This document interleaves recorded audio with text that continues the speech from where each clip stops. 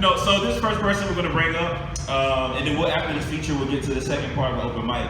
But I've known her, it's kind of like, you ever met somebody and it's like, you've known them for a long time, but you can't pinpoint exactly the time frame. So it feels like a decade. I know it hasn't been a decade, but it feels like it's pretty close. That I met this young lady at an open mic here in Rock Hill. It's called Afternoon of Poetry and Prose. And so I think I was doing a feature there. And then she was there and she did her thing as well, really great. And then I did another event in Charlotte and she was just there. Like, hey, there's an event. No, it's reversed. Actually, it's reversed. I did an event in Charlotte. She's like, hey, you ever heard of Afternoon of Poetry and Prose in Rock Hill? Like, I've never heard of this. Who are you? Talking to you. And she was like, yeah, but I think it would be great because they never had spoken word artists down there and doing stuff. I said, where is this at? She's like, Rock Hill. Like, oh, I live in Rock Hill. She said, I know. Like, you know? But aside from her support of me, she's been just really active. She's been submitting poems different places, getting published in different journals. I hope she talks about that. Winning competitions, winning honorable mention in competitions.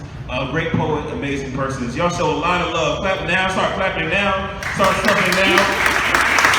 So I want to Joy Coulter.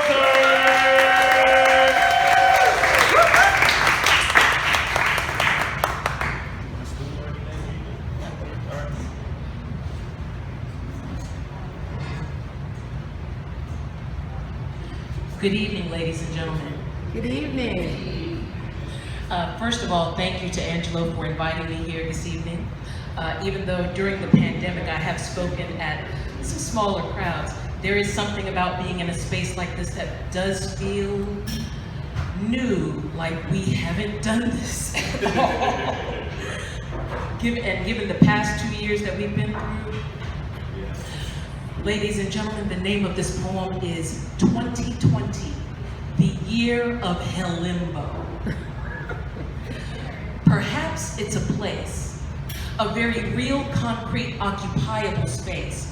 Each citizen there wears a zombie-like face, being stuck in a state of perpetual wait. Always 7 hours, 7 days, 7 somethings away from electing, deciding, or something to say. And we, the people, are neither asleep or awake when life's in the balance, on edge, or at stake. Hellimbo, maybe a dance we do, with the most confusing choreography running throughout the chain of steps done to a song that's kept us on the floor for much longer than what we thought we had stamina for. And right when we think we've mastered the core routine, flexing style, and the line dance we're in, here comes the bridge. Make sure you're not rigid. A 6-count COVID cross-kick quarantine spin. Hellimbo could be a condition, like from a body sustained in an awkward position. Between dull roars of soreness and sharp pangs of pain, we muscle our way through movement. We strain and smile to cover the grimace, the limp, or the hunch, or the bruise, and not utter a whimper. All of this effort to hide how we feel. All of this unacknowledgement of what's real. What will it take to unmask and deal with this hurt? To get medicine so we can heal.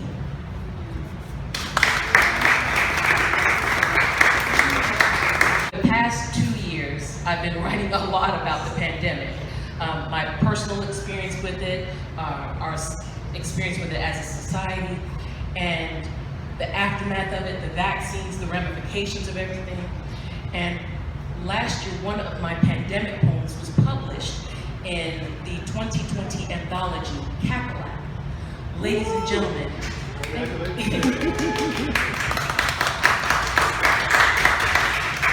ladies and gentlemen, the name of this poem is Breath of Fresh Air.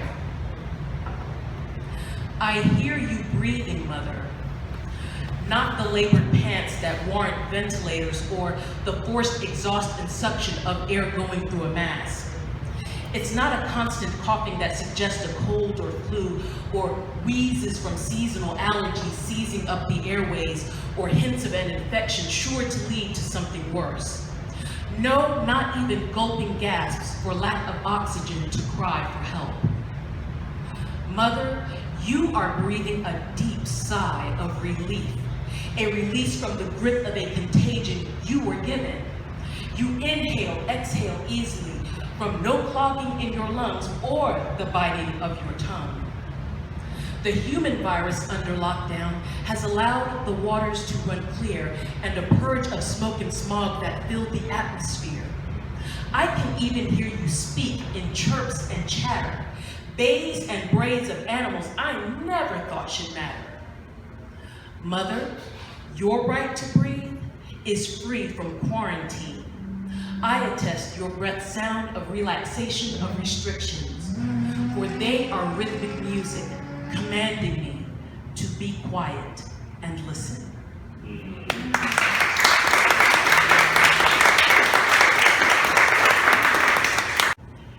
And being quiet and listening is kind of what I had hoped we would do during the pandemic while we were all under lockdown.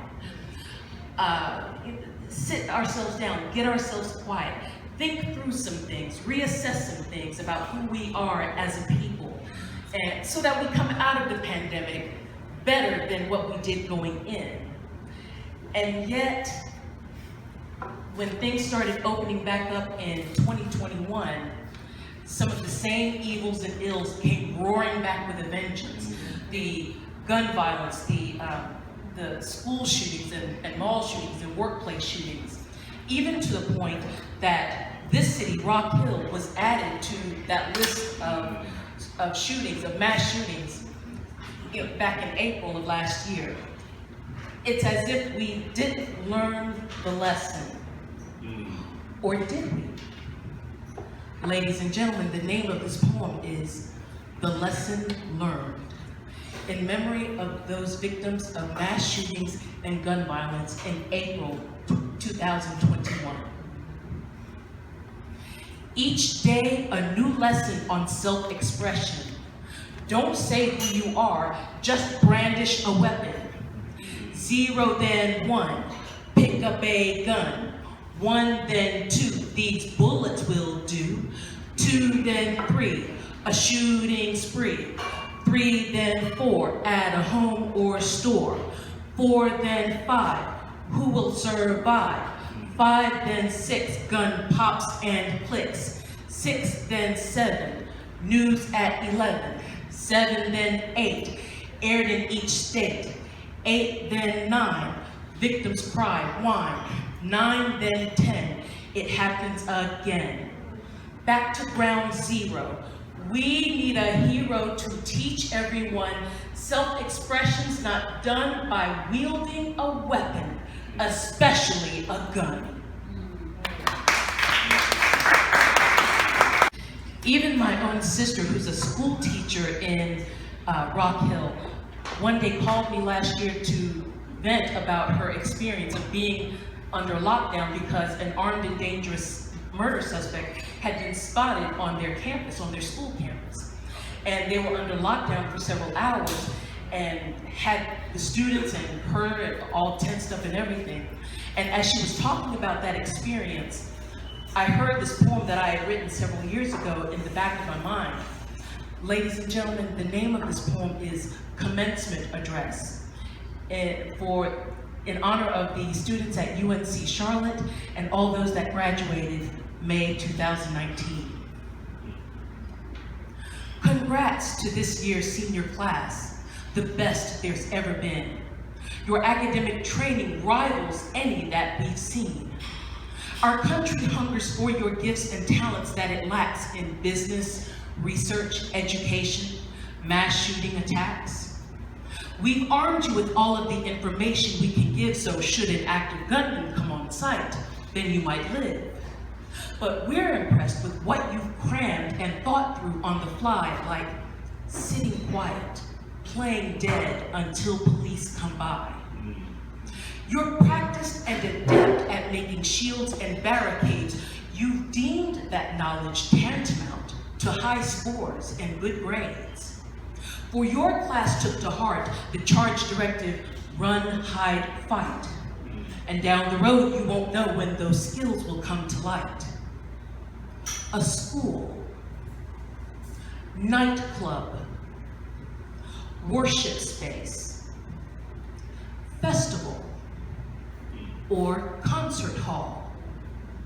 With instincts honed during lockdowns, we hope you survive all. So take these lessons you've accrued to every job you choose and teach coworkers what you've learned, but pray they need not use.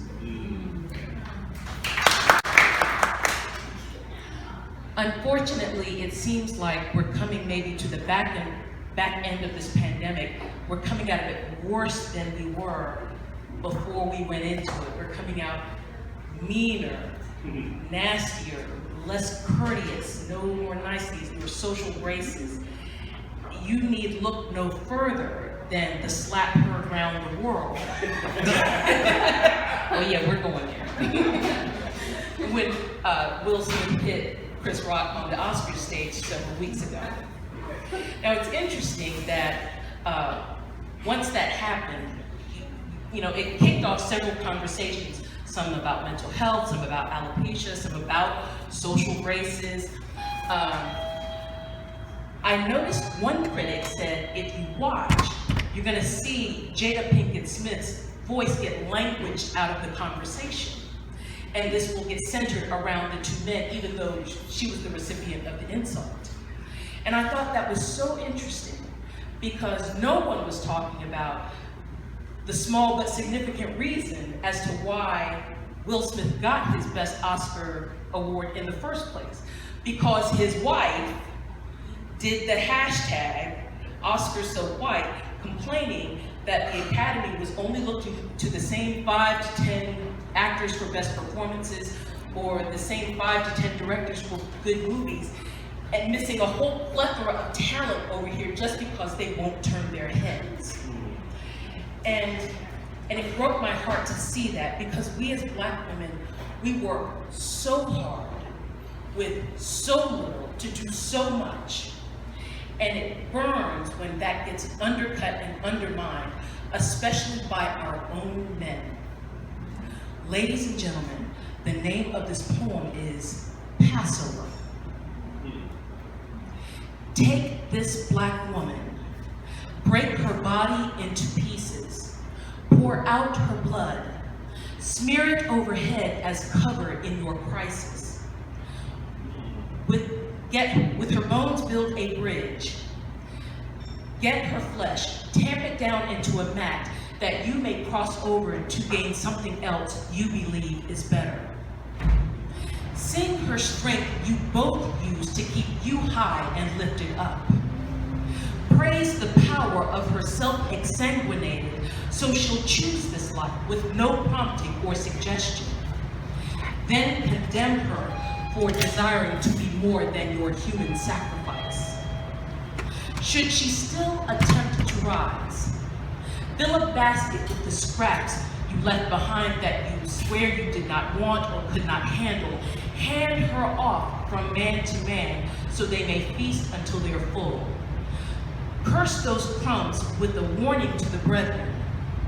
The remnant seen inside are everything she is and all she'll ever be.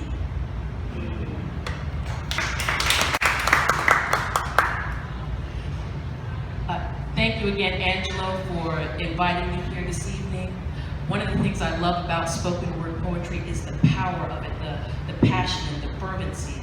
And even though some people think that the written word is a little outdated, I hope you detect that it is still just as passionate and just as powerful and just as potent. Ladies and gentlemen, the name of this final poem is Right Intention. The poem I intended to write and let you read, checked the standard boxes of what I had planned for it to be. Themed of God and love of nature, use of rhyme and metaphor, sonorous calls for unity, open souls and open doors. But what came out? A two-edged sword that slayed my audience. Jumped off the page, stabbed my readers in the gut, doubling them over. It banged itself, releasing waves of sound that banshee screamed the heads off listeners as it laughed maniacally while hunting for more victims it could torture. I tried to stop the lines, attempted some damage control, chased the verses down to catch them, make the words do as they're told. I apologized profusely for the havoc my poem caused, since I was equally confused on where it came from, what it was. Then the blade turned back to me. It glowed red hot, pierced my skull, halved me top to bottom. The poem became a torch of fire, set me ablaze and let me burn down to a pile of smoking ashes, which set the poem free to be whatever.